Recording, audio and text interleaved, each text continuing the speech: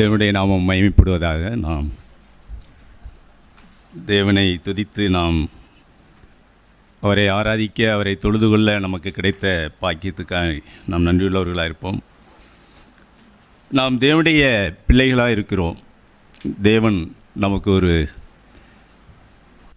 அவருடைய ஒரு குடும்பத்தில், அவருடைய ஐக்கியத்தில் நமக்கு பங்கு கிடைத்திருக்கிறது. நாம் பாக்கியவான்கள். நாம் ஒருவராகிலும் வஞ்சிக்கப்பட்டு கெட்டுப்போவது தேவனுடைய விருப்பம் அல்ல. தேவன் தம்முடைய பிள்ளைகள் ஒவ்வொரு நாளும் தம்முடைய நாமத்துக்கு மகிமையாய் சாட்சியாய் இந்த பூமியில் வாழ வேண்டும். அதுதான் தேவனுடைய வைராக்கியமும் வாஞ்சையுமாக இருக்கிறது. பிரியமானவர்களே, ஒருவராகிலும் தம்முடைய பிள்ளைகள் கெட்டு போகக்கூடாது.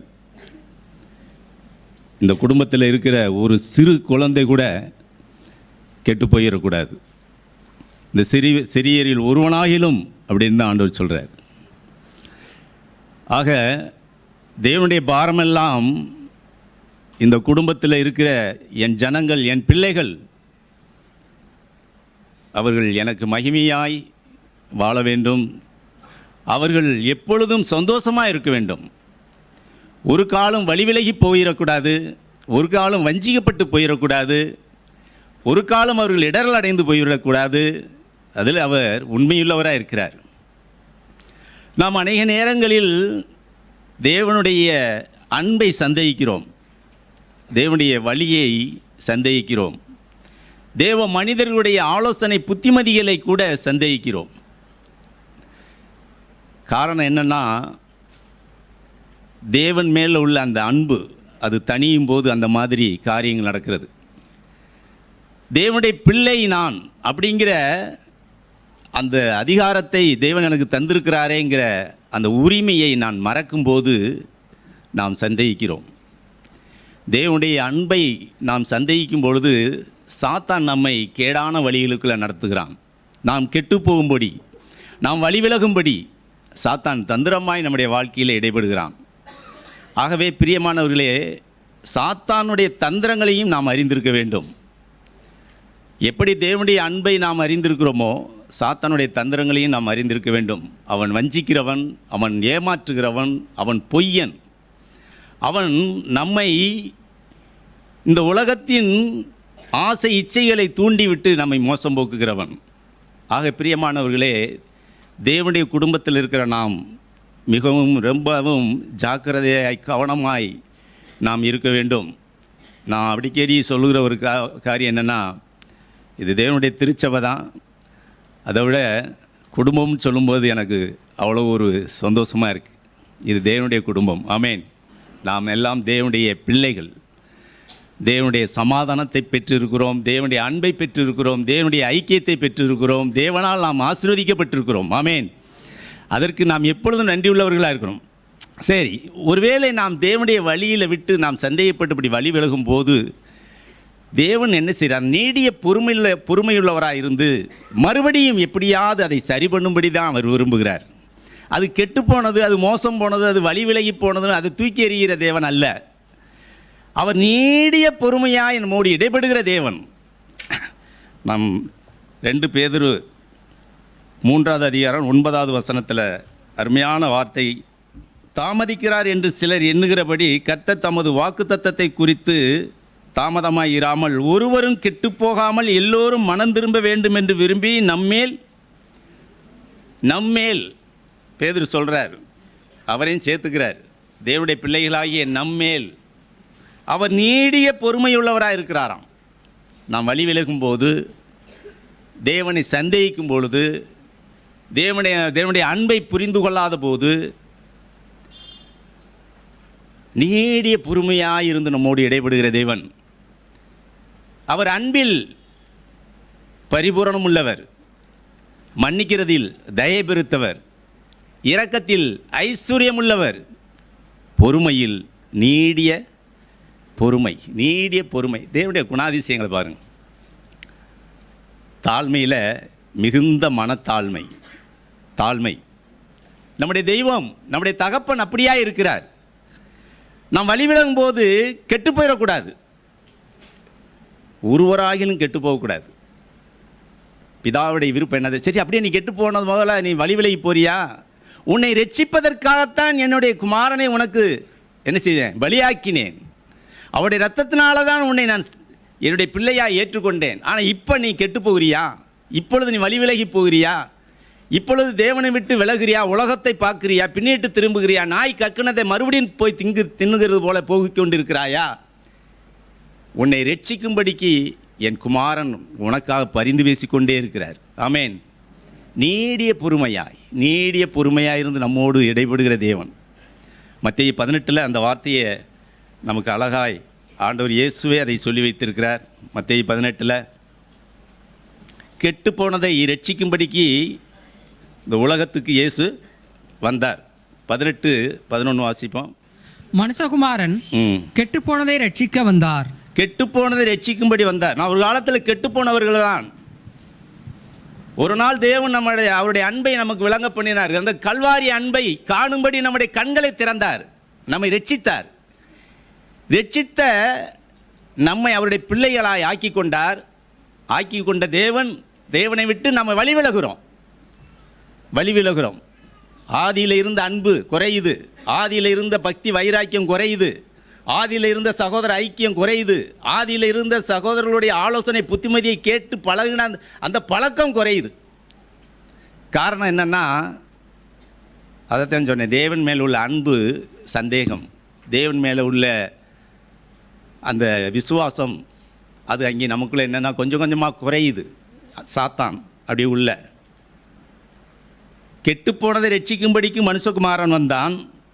12 சொல்கிறாரு, உங்களுக்கு எப்படி தோன்றுகிறது? ஒரு மனுஷனுக்கு ஒரு 100 ஆடுகள் இருக்கு, அவைகளில் ஒன்று சிதறிப்போனால் அவன் மற்ற 99 ஆடுகளை மலைகளில் விட்டு போய் சிதறிப்போனதை தேடாமல் இருப்பானோ? தேடி கண்டுபிடிக்கிறேன்றார். நீ வழி விலகும் போது நான் உன்னை காண்கிறேன், மறுபடியும் நீ திரும்பி வர வேண்டும் மந்தைக்கு. பிரியமானவர்களே, சபையில் இருந்து கொண்டே நான் பின்மாற்றத்தில் இருக்க முடியும். சபையில் இருந்து கொண்டு தேவனை ஆராதித்து கொண்டே நான் வழி விலகுவனாக இருக்க முடியும். அவர்கள் தனித்திருப்பார்கள். சிதறிப்போன ஆடு, சகோதரர்களோடு ஐக்கியம் இருக்காது. மனம் விட்டு ஒருவருக்கொருவர் தங்களுடைய கருத்துக்களை, தங்களுடைய குறைகளை சொல்லி மனம் விட்டு ஒரு ஆலோசனை பெற்றுக்கொள்ள மாட்டார்கள். வருவார்கள் போவார்கள்.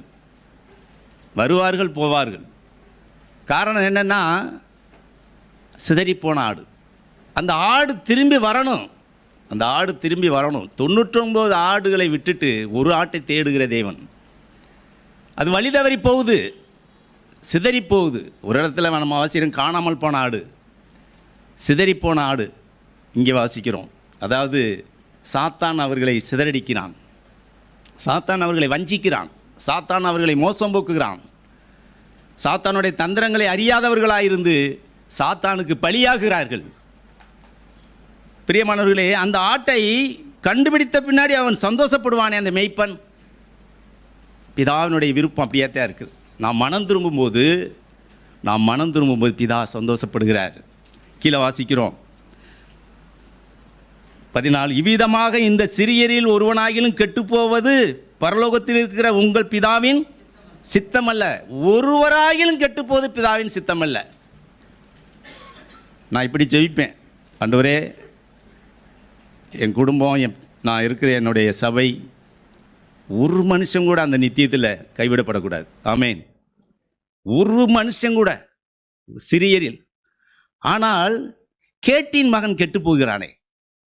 இயேசுவோடு இருந்த சீடர்கள் 12 பேர், ஒருத்தர் என்ன ஆயிட்டான்? கெட்டுப்போனான். எப்படி அவன் கெட்டுப்போனான்? அதைத்தான் நான் சொன்னேன், சபையில் இருந்தே நாம் கெட்டு போக முடியும். இயேசுவோடு இருந்த யூதாசு கெட்டுப்போனான். அற்புதமான ஆண்டவரோடு உறவு எவ்வளவு இன்பம்! எங்கள் சரீரத்தில் ஆண்டவரோடு அந்த வாழ்கிற வாழ்க்கை எவ்வளவு சந்தோஷம், எவ்வளவு மேன்மை, எவ்வளவு மகிமை! அந்த ராஜ மேன்மை இல்லையா? அவரோடு ஐக்கியம், அவரோடு வாழ்ந்த காலங்கள் சீடர்களுக்கு. ஆனால் யூதாஸ் அதை ஒருவேளை சேஷபுத்திர பாகத்தை வித்து போட்ட ஏசாவை போல ஒரு 30 காசுக்காக அந்த சீசத்துவத்தை அதை துச்சமாக மதித்து தூக்கி எறிந்துட்டு போய்விட்டான். கெட்டுப்போன யூதாஸ்.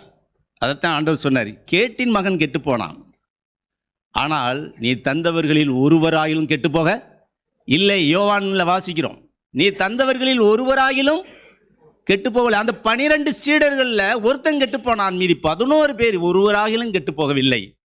கெட்டு போனார்கள், ஆனால் தேவனிடத்தில் திரும்பி வந்தார்கள். அதுதான் ரட்சிப்பு. பேதுரு ஆண்டவரை சத்தியம் பண்ணி மறுதலித்தவன் தான் பேதுரு. தோமா அவரை அவிசுவாசத்தோடு பார்த்து அவரை விசுவாசிக்கவில்லை, சந்தேக கண்ணோட்டத்தோடு இருந்த மனிதன் தான். பிலிப்பு நீர் அவரை எங்கள் பிதாவை எங்களுக்கு காட்டும்னு கேள்வி கேட்ட மனிதன் தான். இவர்கள் எல்லாரும் கெட்டுப்போனவர்கள் தான். தேவனோடு நெருங்கி வந்தவர்கள் அப்படியே பின்வாங்கக்கூடிய அந்த நிலைமையில தான் இருந்தாங்க. ஆனால் அவர்கள் தேவனுடைய ஆலோசனை புத்திமதியை கேட்டு அல்லது மனம் திரும்பி பேதுரு போல மனங்கசந்து அவர்கள் தங்களுடைய ஸ்தானத்தில் தேவனுக்கு முன்பாக உண்மையாக இருந்து விட்டார்கள். தேவனை சார்ந்து கொண்டார்கள். தேவன் அவர்கள் வாழ்க்கையில் நீடிய பொறுமையாக இருந்து அவர்களை ரட்சித்து விட்டார். ஆனால் யூதாஸ் இடத்திலும் தேவன் அப்படித்தான் இடைப்பட்டார். அவனிடத்திலும் தேவன் நீடிய பொறுமையாக இருந்து அவனுடைய குறைகளை சுட்டி காண்பித்து கொண்டே இருந்தார்.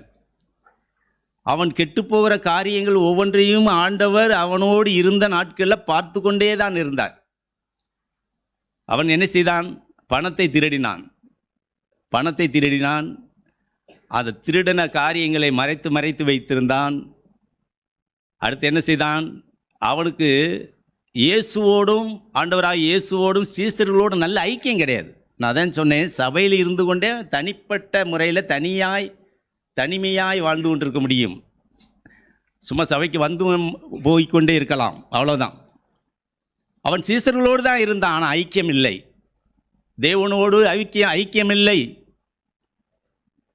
அவனுக்கு ஐக்கியம் இருந்தது, உலகத்தார்களோடு ஐக்கியம் இருந்தது. வேதபாரர்கள், பரிசேயர்கள், பிரதான ஆசாரியர்கள் அவர்களிடத்தில் ஆலோசனை கேட்கிறவனாகவும் அவர்களோடு தனிமையில் அவர்களோடு ஐக்கியப்படுகிறவனாகவும். ஆக இது அவன் கெட்டுப்போன காரியங்கள், அவன் வாழ்க்கையில் கெட்டுப்போகக்கூடிய சம்பவங்கள். ஆக இந்த சூழ்நிலையில் இருந்த அவனிடத்தில் பொறுமையாக இருந்தார் ஆண்டவர். எப்படியாவது மனம் திரும்ப மாட்டானா? காட்டி கொடுக்கும் பொழுது கூட அவர் கேட்குறாரே, சிநேகிதனே முத்தத்தினால என்னை, அந்த ஒரு வார்த்தை கேட்ட பொழுதாவது அவனுக்கு உணர்வடைய வேண்டாமா? ஐயோ, நான் இவருக்கு துரோகம் பண்ணுகிறேன். ஆனால் நான் இப்பொழுது காட்டி கொடுக்கும் பொழுது கூட என்னை நண்பனே சிநேகிதனேன்னு கூப்பிட்றாரே, என் மேலே எவ்வளவு அன்பு! ஐயோ, என்னை மன்னியவன். அப்போவே காலில் விழுந்திருந்தாலும் மன்னிப்பு, அப்பொழுது காலில் விழுந்திருந்தால் மன்னிப்பு கிடச்சிருக்கு. பிரியமானவர்களே, தேவன் நீடிய பொறுமையுள்ளவராய் ஒருவராகிலும் கெட்டுப்போது அவருக்கு சித்தம். ஆனால் கேட்டின் மகன் கெட்டுப்போனான். இன்னைக்கு சபையில் கேட்டின் மகன்கள் இருக்க முடியும். எவ்வளவுதான் புத்தி சொன்னாலும், எவ்வளவுதான் ஆலோசனை சொன்னாலும், எவ்வளவுதான் கடிந்து கொண்டாலும் அவர்கள்தான் அவர்களாகவே இருப்பார்கள். அவர்களுக்கு யார் புத்தி சொல்லி கடிந்து போதித்தாலும் அதை இருதயத்தில் பயபக்தியோடு தேவன் என்னோடு பேசுகிறார், தேவன் எனக்கு புத்தி சொல்லுகிறார் அப்படிங்கிற உணர்வற்றவர்களாக இருக்கிறார்கள். நம் மனம் திரும்பும் பிரியமானவர்களே, நாம் கெட்டுப்போவது பிதாவின் சித்தம் அல்ல, அவருடைய விருப்பம் அல்ல. அவர் நீடிய பொறுமையாக இருந்து வந்துரு. அந்த ஆட்டை தேடித்தாங்க வருகிறார், தேடித்தான் போகிறார், தேடுகிறார். பாருங்கள், ஒரு சில சகோதரர்கிட்ட கேட்டோம்னா, என்ன பிரதர் இப்படி இருக்கீங்க, நல்லா இருக்கேன், நல்லா இருக்கேன் பிரதர், அப்படியே மறைப்பார்கள். ஒரு இடத்துல ஒரு சகோதரர் ஒரு 3 வாரம் சபைக்கு போகலை. நான் அவர்கிட்ட கேட்டேன், அடுத்தடுத்து ஒவ்வொரு வாரமாக, இந்த வாரம் வரல, அடுத்த வாரம் வரல, அடுத்த 3 வாரமும் அவரோட தொடர்ச்சியாக பேசிகிட்டே இருந்தேன். 3ஆவது வாரம் ஒரு இடத்துல சந்திக்கும் போது, 3 வாரம் நீங்கள் சபைக்கு போகலை, பார்த்த உடனே முதல்ல கேட்டது நான் என்ன கேட்டேன், நீங்கள் எப்படி இருக்கீங்க, நல்லா இருக்கீங்களான்னு கேட்டேன். நல்லா இருக்கேன் பிரதர் அப்படின்னாரு. நான் சொன்னேன், 3 வாரம் சபைக்கு போகலை, எப்படி நீங்கள் நல்லா இருக்க முடியும்? அது யார்கிட்டயாவது போய் சொல்லுங்கள். நான் அதை நம்புறதுக்கு எனக்கு விருப்பம் கிடையாது. நான் அதை நம்ப மாட்டேன். வாரம் போகிற மனிதர்களே தடுமாறுகிறார்கள், தேவனுடைய கிருபையை இழந்து விடுகிறார்கள். ஐக்கியத்தை இழந்து விடுகிறார்கள். நீ 3 வாரம் போகாத மனிதன் உங்கள் ஆவியில் நான் நல்லா இருக்கிறேன்னு எப்படி சொல்ல முடியும்? அதை நான் நம்பணுமா? ஆரம்பத்தில் நீங்கள் நல்லா இருந்தீங்க, ஆனால் இப்போ என்ன இல்லை, நல்லா இல்லை. நல்லா இருந்தால் நல்லா சொல்லிடலாங்க, இந்த வாரம் வர முடியலை பிரதர், சாரி பிரதர், அது வாயிலிருந்து வரும் அப்படின்னா நல்லா இருக்காருன்னு அர்த்தம். ஏதோ ஒரு பிரச்சனை, ஏதோ ஒரு அவருடைய கஷ்டம், ஏதோ ஒரு காரியம் இருக்கலாம். அதனால் பிரியமானவர்களே, இந்த குடும்பத்தில் நீங்கள் ஐக்கியமாக இருக்கிறீங்கன்னா அதே அடையாளம். நான் வர முடியலை பிரதர், இந்த குடும்பத்தில் நாம் ஐக்கியமாக இருக்கிறோம், பிள்ளையாக இருக்கிறோம்னா இந்த சபைக்காக நம்ம ஜெபம் பண்ணிக்கிட்டே இருப்போம், ஜெபம் பண்ணிக்கிட்டே இருப்போம், ஒவ்வொரு நாளும் ஜெபிப்போம். நம்ம யூதாஸ் மாதிரியே இருக்கலாம், வந்துட்டு வெளியிலையும் போயிட்டு உள்ளேயும் வந்துட்டு மனம் திரும்பும். நாம் கெட்டுப்போவது பிதாவினுடைய சித்தமல்ல. யூதாஸை போல நம்முடைய வாழ்க்கை இருக்கவே கூடாது. என்னுடைய பாரம் அதுதான் நான் சொல்ல வரேன். இந்த சிறியரில் ஒருவர் கூட நித்தியத்தில் கைவிடப்படக்கூடாது. ஒரு குழந்தை, ஒரு வாலிபர், ஒரு வாலிப பிள்ளை, ஒரு வயதானவர்கள் எங்கே அப்படின்னு ஆண்டவர் கேட்கும்போது, எங்கே உன் பிள்ளை எங்கே அப்படின்னு கேட்கும்போது, இதோ அப்படின்னு சொல்கிற அளவுக்கு நாம் இங்கே இருக்க வேண்டும். நம்முடைய குடும்பத்தில் உள்ளவர்களுக்காகவும் சபையில் இருக்கிறவர்களுக்காகவும் நம்முடைய பாரம் அப்படி இருக்கட்டும். பிரியமானவர்களே, ஆண்டவர் இயேசு சொன்னார், அருமையாக சொன்னார், உங்களுக்குள்ளேயும் பிசாசாக இருக்கிறானேன்னு தான் சொன்னார். உங்களுக்குள்ளேயும் ஒருவன் பிசாசாக இருக்க. நாம் பிசாசாக இருக்கக்கூடாது. குடும்பத்தை கலங்கடிக்கிறவர்கள், சபையை கலங்கடிக்கிறவர்கள், பிரிவினையை உண்டாக்குகிறவர்கள், மற்றவர்களை மன்னிக்க முடியாதவர்கள், குறை சொல்லுகிறவர்கள், முறுமுறுக்கிறவர்கள், தீமையாய் மற்றவர்களை பேசுகிறவர்கள், அது எல்லாமே பிசாசின் ஆவி, பிசாசுக்குரியவர்கள், பிசாசின் பிள்ளைகள். நாம் மனம் திரும்புவோம். தேவன் நம்ம மேல் இரக்கமாக இருந்து, நீடிய பொறுமையில் உள்ளவராக இருந்து நம்மை ரட்சிக்க அவர் உண்மையுள்ளவராக இருக்கிறார். மனம் திரும்படி நிறைய நேரங்கள் நமக்கு வார்த்தைகளை தருகிறார். தவணை அது, வார்த்தைகளை அடித்தடுத்து தருகிறார் நம்ம மனம் திரும்பும்படி. ஆனால் மனம் திரும்பாமே இருக்கிறோம், ஆனால் வார்த்தையை தருகிறார். இல்லை, இந்த வருஷம் பார்ப்போம், அடுத்த வருஷம் பார்ப்போம். தேவன் நீடிய பொறுமையாக இருந்து நமக்கு வார்த்தையை தந்து கொண்டே இருக்கிறார். எவ்வளோ வார்த்தைகள் பாருங்கள். பழைய ஏற்பாட்டில் ஒரு சம்பவம், யூதாஸ் மாதிரி ஒரு காரியம் நம்ம தியானிச்சிருக்கிறோம். யோசுவாவின் புஸ்தகம்.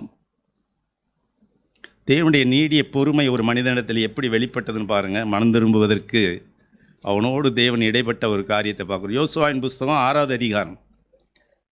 அதாவது எரிகோ பட்டணத்தை துதித்து அதை என்ன செய்கிறாங்க, தேவனுடைய ஜனங்கள் தகர்த்தெறிகிறார்கள். துதியினால் அந்த பட்டணம் இடிந்து விழுகிறது. அதற்கு முன்பாக தேவன் சொல்லுகிறார், அந்த பட்டணத்தில் சாபத்தீடானது எதையாவது என்ன செய்யக்கூடாது, நீங்கள் எந்த ஒரு பொருளையும் எடுத்துறாதீங்க அப்படின்னு 18வது வசனம், 6வது வசனம், 18வது வசனம். சாபத்தீடானதில் ஏதாகிலும் எடுத்துக்கொள்ளுகிறதுனாலே நீங்கள் சாபத்தீடாகாதபடிக்கும், இஸ்ரவேல் பாளையத்தை சாபத்தீடாக்கி அதை கலங்க பண்ணாதபடிக்கும் நீங்கள் சாபத்தீடானதற்கு மாத்திரம் எச்சரிக்கையாக இருங்கள். சாபத்தீடானதை எடுத்துடாதீங்க அப்படின்னு சொல்லி ஒரு கட்டளையை கொடுத்தார். ஆனால் அந்த கட்டளையை ஜனங்கள் கை கொண்டார்கள். ஆனால் ஒருவன் மாத்திரம், உங்களுக்குள்ளும் ஒரு பிசாசானவன் இருக்கிறான் என்று சொன்னது போல, அந்த இஸ்ரவேல் ஜனங்களுக்குள்ளும் ஒரு யூதாஸ், அது 7வது அதிகாரத்தில் வாசிக்கிறோம். ஆகான் என்ன செய்துட்டான், அந்த சாபத்தீடானதை எடுத்து விட்டான். எடுத்ததுனால ஆயி பட்டணத்துக்கு கொஞ்சம் பேர் இந்த பட்டணத்தில் இவர்கள் யுத்தம் பண்ண போகும்போது தேவனுடைய பாதுகாப்பு அவங்களுக்கு இல்லை. ஏன்னா சாபத்தீடானதை எடுக்கும்போது தேவன் அவர்களோடு இல்லை. அதனால அங்கே யுத்தத்தில் தோற்று போகிறார்கள். யார்? இஸ்ரவேல் ஜனங்கள் தோற்று போகும்போது யோசுவா கதறார், ஐயோ 36 பேர் கொண்டுட்டாங்களே, கொஞ்சம் பேர், நம்ம இவ்வளோ பேர் இருந்து அவன்கிட்ட போய் தோற்று போனவே. அழுகிறார், கதறுகிறார் தேவ சமூகத்தில் போய். அப்போ ஆண்டவர் சொல்கிறார், இரு, சாபத்திடார்னு ஒன்று நான் தொடக்கூடாதுன்னு சொன்னேன். ஆனால் உங்களில் ஒருவன் என்ன செஞ்சிட்டான்? எடுத்துட்டான். செய்யக்கூடாதுங்கிறத செய்கிறான். போகக்கூடாதுன்னு சொல்கிறாரு, போகிறோம். தேவனுடைய கற்பனை மீறுவது பாவம். தேவனுடைய கற்பனை மீறுவது அது அந்த வார்த்தைக்கு, தேவன் சொன்ன வார்த்தைக்கு மீறுகிற அந்த காரியத்தை வெளியரங்கமாக்குறதுக்காக தேவன் என்ன செய்கிறாருன்னா, உன்னுடைய ஜனங்கள் எல்லாரையும் கோத்திரம் கோத்திரமாக வர சொல்லு, வம்சம் வம்சமாக வர சொல்லு, குடும்பம் குடும்பமாக வர சொல்லு, மறுபடி குடும்பத்தில் பேர் பேராக வர சொல்லு, இன்னாருங்கிறத நான் காட்டுறேன் அப்படின்னு ஆண்டவர் சொல்கிறாரு. அதை நம்ம அடுத்த இதில் வாசிக்கிறோம். 7வது அதிகாரத்தில் 14. காலையிலே நீங்கள் கோத்திரம் கோத்திரமாக வர வேண்டும், அப்பொழுது கர்த்தர் குறித்திருக்கிற கோத்திரம் வம்சம் வம்சமாக வர வேண்டும், கர்த்தர் குறித்திருக்கிற குடும்பம் குடும்பம் குடும்பமாக வர வேண்டும், கர்த்தர் குறித்திருக்கிற குடும்பம் பேர் பேராக வர வேண்டும் என்று சொல். அப்பொழுது சாபத்தீடானதை எடுத்தவனாக கண்டுபிடிக்கப்படுகிறான். கர்த்தரின் உடன்படிக்கையை மீறி இஸ்ரவேலிலே மதிகேடான காரியத்தை செய்தபடியினால் அவனும் அவனுக்கு உள்ள யாவும் அக்கினியில் சுட்டரிக்கப்பட கடவுது என்றார். யோசுவா அதிகாலமே எழுந்திருந்து இஸ்ரவேலர் கோத்திரமாக வரப்பண்ணினான். அப்பொழுது யூதாவின் கோத்திரம் குறிக்கப்பட்டது. அவன் யூதாவின் வம்சங்களை வரப்பண்ணின போது சேராயேரின் வம்சத்தை குறிக்கப்பட்டது. அவன் சேராயேரின் வம்சத்தை பேர் பேராக வரப்பண்ணின போது சப்தி குறிக்கப்பட்டான். அவன் வீட்டாரை அவன் பேர் பேராக வரப்பண்ணின போது யூதா கோத்திரத்தை சேராகின் குமாரனாகிய சப்திக்கு பிறந்த கர்மியின் மகன் ஆகான் குறிக்கப்பட்டான். பாருங்க, அதை தியானிக்கல என்னென்னா, தேவனுடைய பொறுமையை பாருங்களேன். எவ்வளவு நீடிய பொறுமை. தவணை, மனம் திரும்பும்படி தவணை. வெளிப்படுத்தின விசேஷத்தில் அப்படி தான் வாசிக்கிறோம். அவள் மனம் திரும்பும்படி அநேக முறை தவணை கொடுத்தேன்றார். அவ்வளோ மனம் திரும்பவில்லை, அவ்வளோ மனம் திரும்பவில்லை. இந்த ஆகான் அவனுக்கு கோத்திரம் கோத்திரமாக பிரிக்கும் போதே ஓடியாந்து விழுந்திருந்தான்னா ரட்சிப்புங்க. கோத்திரம் கோத்திரமாக பிரிக்கணும், யார் எடுத்துன்னா ஆண்டு காண்பிக்க போகிறாரு அப்படின்னு சொல்லி கோத்திரம் கோத்திரமாக பிரிக்கும்போது ஆகா நம்ம மாட்டிக்கிற போகிறோம், அந்த உணர்வே வரலையே. அதைத்தான் சொல்கிறேன். சில ஆட்கள்கிட்ட, சில சகோதரர்கள்ட்ட சில காரியங்களுக்கு விசாரித்தோம்னா வராது வாயிலிருந்தே. எவ்வளவுக்கு எவ்வளோ மறைக்கணுமோ மறைக்கிறார்கள். காரணம், கெட்டுப்போவது அவருடைய விருப்பமாக இருக்குது. தேவனுடைய விருப்பம் அதுவல்ல. யாராவது ஒரு சகோதரன் சகோதரி மூலமாய் நமக்கு புத்தி சொல்லி, நமக்கு ஆலோசனைக்கு சொல்லி நம்மளை நடத்துவதற்கு தேவன் நடத்துகிறார், பயன்படுத்துகிறார். அது தேவனுடைய கரம், அது தேவனுடைய கரம். நம்ம நினைக்கிற இந்த மனுஷன் தானே, இந்த சகோதரி தானே நம்மகிட்ட விசாரிக்கிறாங்க கேட்குறாங்கன்னு இல்லை. அது தேவனுடைய கரம், தேவனுடைய அன்பு, தேவனுடைய பொறுமை அங்கே வெளிப்படுது. வரிசையாக கேட்குறாரே, அப்பொழுதாவது அவன் கடைசி என்ன மாட்டிக்கிட்டான். அதான் அவனுடைய நிலைமை. அப்புறம்தான் உண்மையை சொல்கிறான். மாட்டிக்கிட்டதுனால உண்மையை சொல்லுகிறான். வாலிபர்கள்,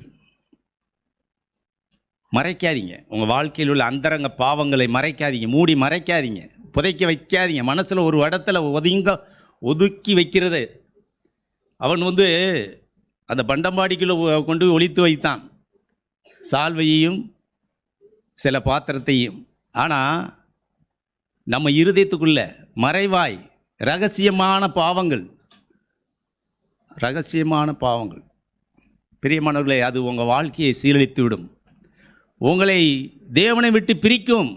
சாத்தானுக்கு அது மிகுந்த சந்தோஷம். உங்களை எப்படியாவது மோசம் போக்கி உங்களை கெடுக்க வேண்டும், உங்களை தேவனுடைய அன்பை சந்தேகிக்க வேண்டும், சகோதரர்கள் ஐக்கியத்தில் இருந்து பிரிக்க வேண்டும். அது தேவனுடைய சாத்தானுடைய திட்டம். அது சாத்தானுடைய திட்டம். இந்த காரியத்தில் நாம் உணர்வடையணும். வாலிபர்கள்லாம் உணர்வடையணும். பெற்றோர்களை மதிக்காத வாலிபர்கள், பெற்றோர்களுக்கு எதிர்த்து நிற்கிற வாலிபர்கள், வார்த்தையை கேட்குறோம் ஆனால் வாழ்க்கையில் மாற்றம் இல்லைன்னு சொன்னால் நாமும் யார் தான்? யூதாசு போல தான். நானும் ஆகானை போல தான். கேட்டின் மகன் ஆகான் பாவத்தை மறைக்கும் போது நானும் ஆகானின் ஆவியை பெற்றவன் தான். ஆகானின் ஆவி மனம் திரும்பவும் பிரியமான தேவன் நீடிய பொறுமையுள்ளவராக இருந்து ஒருவராகிலும் கெட்டு போதும் அவருக்கு என்ன இல்லை, சித்தம் இல்லை. உங்களுக்குள்ளும் சொன்னேன், உங்களுக்குள்ளும் ஒருவன் பிசாசாக இருக்கிறானே.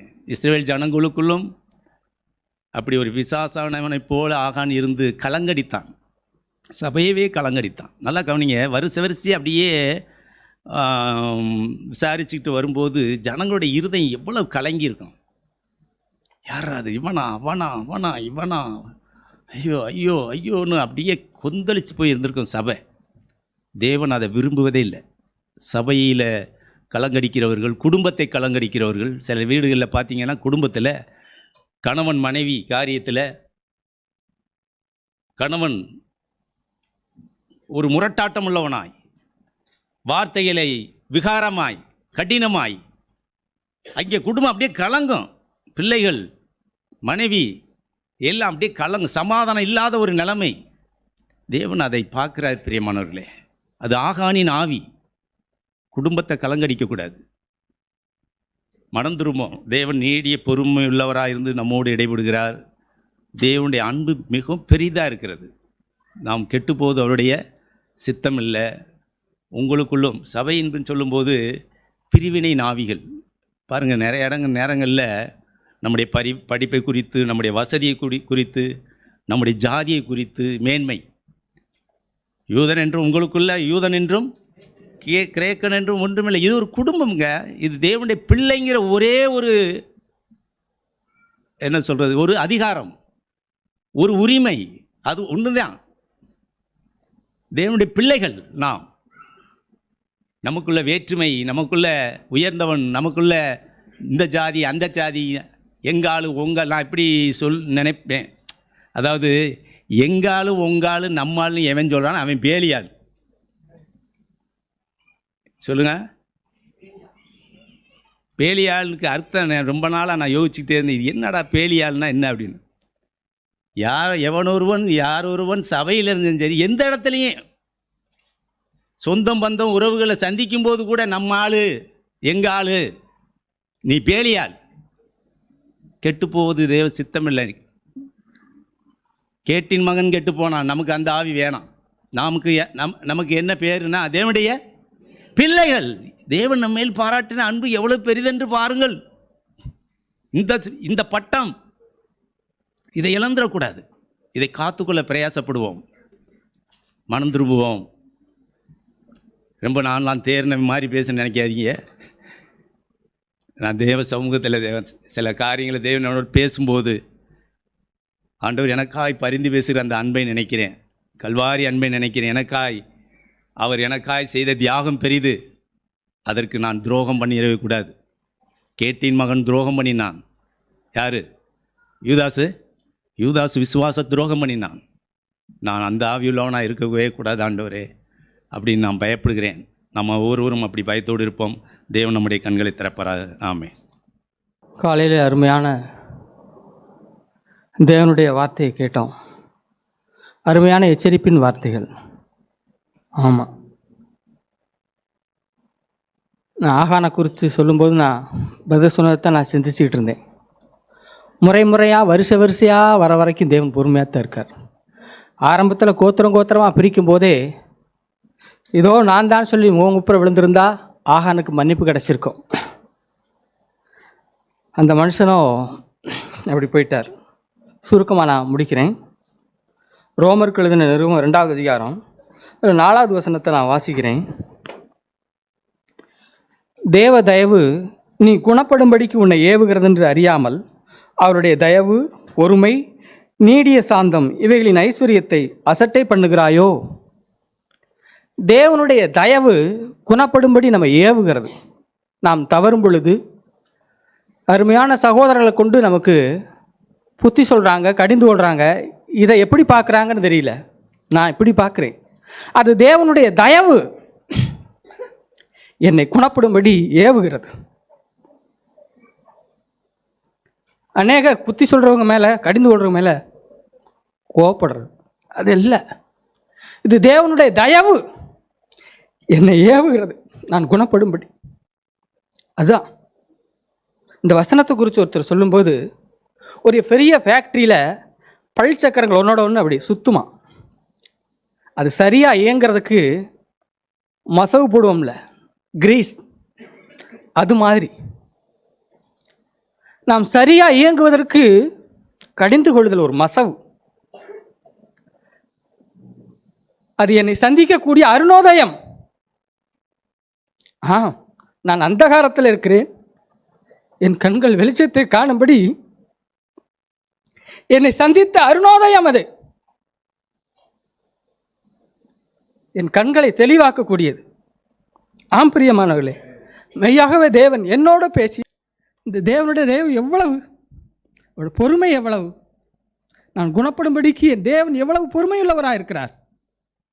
அவருடைய தயவை என்ன சொல்கிறது? வாழ்நாளெல்லாம் அவர் தயவுக்காக அவர் பாதத்தில் மண்டிட்டு கிடக்கலாம். ஆம், உணர்ந்தவர்களாய் நாம் யாவர் மண்டிடுவோம். இந்த தேவ தயவுக்கு நான் என்ன சொல்கிறது? அது கீழே வாசிக்கிறோம். உன் மனக்கடினத்துக்கும் குணப்படாத இருதயத்திற்கும் ஏற்றபடி தேவனுடைய நீதியுள்ள தீர்ப்பு வெளிப்படும் கோபாக்கினை நாளிலே உனக்காக கோபாக்கினை குவித்து கொள்ளுகிறாயோ? ஒன்று தேவனுடைய தயவு, இன்னொன்று தேவனுடைய கோபாக்கினை. நான் எதை சூஸ் பண்ண போகிறேன்? இன்னைக்கு தேவன் என் முன்னாடி வச்ச கேள்வியும் அதுதான். நான் எதை சூஸ் பண்ணிக்க போகிறேன்? நான் தேவனுடைய தயவை தான் சூஸ் பண்ணணும். ஒன்று அனுக்கிரகம், இன்னொன்று நிக்கிரகம். தேவனிடத்தில் ஒரு கோல் இருக்கு. ஒரு சமயத்தில் நாம் தவறும் பொழுது அந்த கோலை இழுத்து தன்னோட சேர்த்து கொள்வார். மிஞ்சி போனால் அடியே விழும் அதே கோல்ல. பிரியமானவர்களே, நான் பயமுறுத்துறதுக்காகவோ யாரையும் கண்டனமனோ சொல்ல, நான் உணர்ந்து சொல்கிறேன். தேவனுடைய கரங்களில் 2 கோள்கள் இருக்குது. ஒன்று அனுக்கிரகம், இன்னொன்று நிக்கிரகம். ஒன்று தேவ தயவு, இன்னொன்று கோபாக்கினை. நாம் உணர்ந்து நாம் மனம் திரும்புவோம்.